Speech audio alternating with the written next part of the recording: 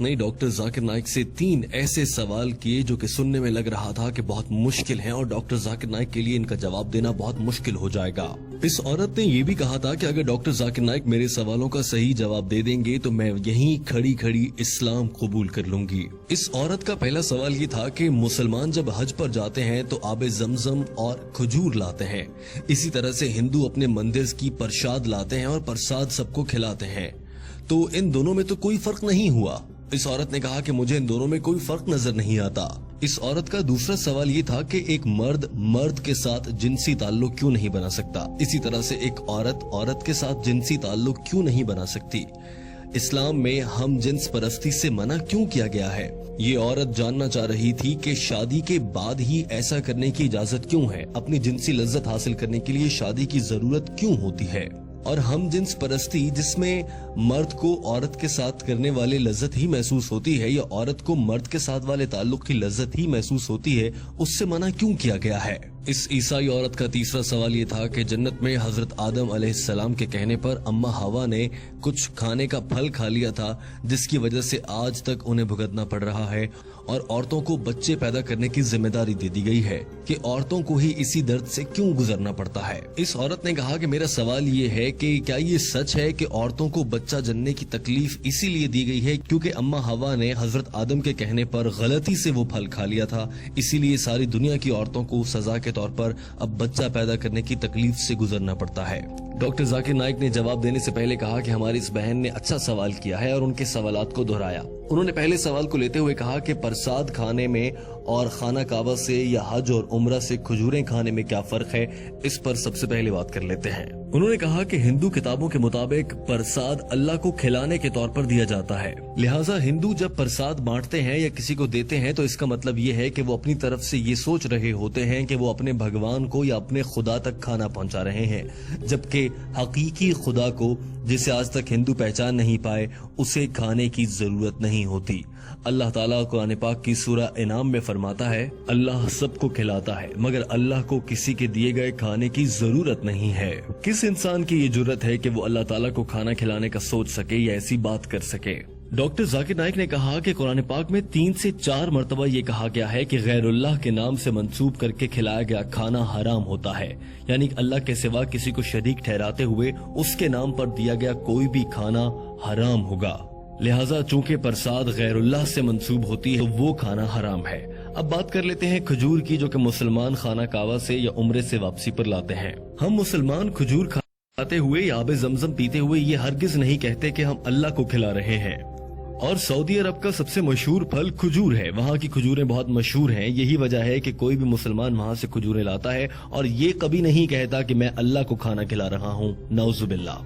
Doctor Zakir Naik ने कहा कि ये भी जहन में रहे कि खजूर बहुत मुफीद ग़िज़ा है और सेहत के लिए भी बहुत अच्छी है, लेकिन याद रखिए अगर हिंदू प्रसाद के नाम पर खजूर भी देगा तो वो खाना हराम है, क्योंकि ये गैरुल्लाह के नाम से नामजद या मंसूब है, लिहाजा मुसलमान इसे नहीं खा सकते और ये खाना हराम होगा, भले कोई हिंदू प्रसाद की सूरत में खजूर ही दे रहा हो। दूसरे सवाल की जाने बढ़ने से पहले डॉक्टर जाकिर नाइक ने कह दिया कि ये है हिंदू और मुसलमान में फर्क कि मुसलमान ऐसा नहीं समझते कि उनके बनाने वाले रब्बे ताला को, अल्लाह को किसी के खाने की जरूरत है, जबकि हिंदू ऐसा समझते हैं कि उनके भगवान को खाना खिलाने की जरूरत है। डॉक्टर जाकिर नाइक ने कहा कि हमारी इस बहन का दूसरा सवाल ये था कि हम जिन्स परस्ती क्यों गलत है, मर्द के साथ और औरत के साथ सेक्स या जिनसी ताल्लुकात क्यों नहीं रख सकते, जबकि मकसद तो लुत्फ लेना ही होता है और इसके लिए शादी करने की क्यों जरूरत है, शादी के बगैर ये सब क्यों नहीं किया जा सकता। डॉक्टर जाकिर नाइक ने इसका जवाब देने के लिए कुरान पाक की आयत का हवाला दिया और कहा, अल्लाह ताला कुरान पाक की सूरह असरा आयत नंबर 32 में फरमाता है कि ज़िना के करीब मत जाओ क्योंकि ये बेहयाई और बुरा रास्ता है। और कुरान पाक में एक और जगह इरशाद फरमाया गया है कि और तुम मर्दों के साथ जिनसी ताल्लुक रखते हो, यानी तुम हद से गुजरते हो, बिलाशुबा ये बेहयाई है, यानी तुम इस्लाम में लगाई गई हम जिन्स परस्ती पर पाबंदी को तोड़ने वाले हो, जो कि हराम है। और अल्लाह ताला ने मियाँ बीवी के लिए एक दूसरे के दिल में मोहब्बत रख दी है, बेशक गौर करने वालों के लिए इसमें बहुत सी निशानियां हैं। لہذا ہم جنس پرستی سے لذت لینا قرآن پاک کی روح سے انتہائی غلط ہے، اور ہم جنس پرستی میں لطف تو ہو سکتا ہے مگر محبت نہیں ہو سکتی، جو کہ اللہ تعالیٰ نے خالصتاً میاں بیوی میں ایک دوسرے کے لیے رکھ دی ہے۔ اور سائنس بھی یہ کہتی ہے کہ انسان حقیقت میں ہم جنس پرستی کو ناپسند کرتے ہیں۔ اب آپ یہ بھی نقطہ اٹھا سکتی ہیں یا اٹھاتی ہوں گی اکثر کہ ہم جنس پرستی دو لوگ اپنی مرضی سے کر رہے ہیں، ہم اس میں کون ہوتے ہیں بولنے والے، لیکن ہمارے خدا نے، اللہ تعالیٰ نے اس سے منع فرمایا ہے۔ ڈاکٹر ذاکر نائک نے کہا کہ اسلام نے اس حوالے سے شادی کو اسی لیے رکھا ہے، اسی لیے انسان میں جنسی لذت حاصل کرنے کی خواہش بھی بہت زیادہ رکھی گئی ہے، تاکہ وہ جلد از جلد شادی کریں اور اس کے بعد ان کی اولاد نرینہ ہو اور انسانوں کی آمد کا سلسلہ قیامت تک یوں ہی چلتا رہے۔ اور اگر ہم جنس پرستی ہوگی تو بچے کیسے پیدا ہوں گے؟ ڈاکٹر ذاکر نائک نے کہا کہ حضرت محمد صلی اللہ علیہ وآلہ وسلم نے ارشاد فرمایا کہ میاں بیوی کا آپس میں جنسی تعلق رکھنا دراصل عبادت ہے، اور آج سائنس ہمیں یہ کہہ رہی ہے کہ ایک جانب وہ لوگ جو شادی کرتے ہیں مختلف جنس کے لوگوں سے، اور دوسری جانب وہ لوگ جو ہم جنس پرستی کرتے ہیں، ان کے درمیان موازنہ کریں تو شادی کرنے والے لوگ زیادہ خوشگوار اور اچھی زندگی گزارتے ہیں۔ ڈاکٹر ذاکر نائک نے یہ بھی کہا کہ اسلام، یہودیت، عیسائیت اور تمام مذاہب ہی ہم جنس پرستی سے روکتے ہیں، اور یہ انسان کی صحت اور اس کی نفسیات کے خلاف ہے۔ ڈاکٹر ذاکر نائک نے کہا کہ میں جب کینیڈا گیا تو میں نے وہاں پر دیکھا کہ ہم جنس پرستی کے اشتہار لگے ہوئے تھے، جبکہ کینیڈا جیسے ملک میں اس سے منع کیا گیا ہے۔ پوری دنیا میں اس سے منع کیا جا رہا ہے، اور اب دنیا کو یہ سمجھ آ رہی ہے کہ یہ کام غلط ہے، اور پوری دنیا اب ہم جنس پرستی پر پابندی لگا رہی ہے، مگر بھارت میں ہم جنس پرستی کو اور اس رواج کو فروغ دینے کی باتیں ہو رہی ہیں، اور اسے عام کرنے کے لیے قانون بنانے کی باتیں کی جا رہی ہیں، جو کہ غلط ہے۔ ڈاکٹر ذاکر نائک نے تیسرے سوال کی جانب بڑھنے سے پہلے یہ بات واضح کر دی کہ ہم جنس پرستی آپ کو جہنم میں لے کر جائے گی۔ اور اب آ جاتے ہیں تیسرے سوال کی جانب۔ ڈاکٹر ذاکر نائک نے کہا کہ تیسرا سوال یہ تھا کہ اگر اماں ہوا نے جنت میں گندم کا دانہ کھایا اور وہ دنیا میں آ گئیں تو اب اس کے بعد سے دنیا کی ساری عورتوں کو بچہ جننے کے لیے وہ تکلیف سہنا پڑے گی، اور یہ اس بات کی سزا ہے۔ انہوں نے کہا کہ ایسا غلط ہے، دراصل یہ بائبل میں لکھا گیا ہے، اور بائبل کی وجہ سے ہی عیسائی حضرات یہ خیال کرتے ہیں کہ عورت کو بچہ جننے کی تکلیف سے اسی لیے گزرنا پڑتا ہے کہ اس نے جنت میں گندم کا دانہ کھا لیا تھا، مگر اسلام میں کہیں بھی ایسا نہیں کہا گیا کہ اس غلطی کی اکیلی ذمہ دار اماں ہوا تھی۔